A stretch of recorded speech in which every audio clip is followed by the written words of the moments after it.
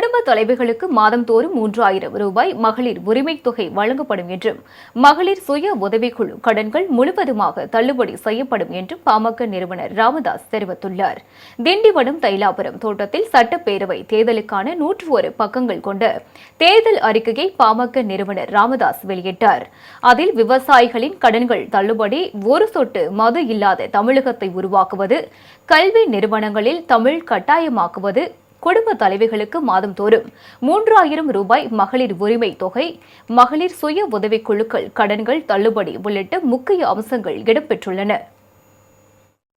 வளமான வலிமையான தமிழ்நாட்டை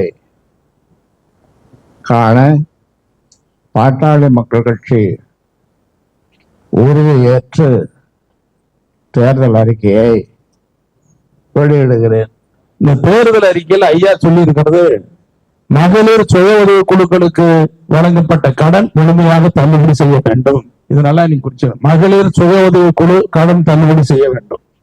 அதோட மகளிர் மேம்பாட்டுக்கு இன்னைக்கு உரிமை தொகைன்னு சொல்லி குடும்ப அட்டைக்கு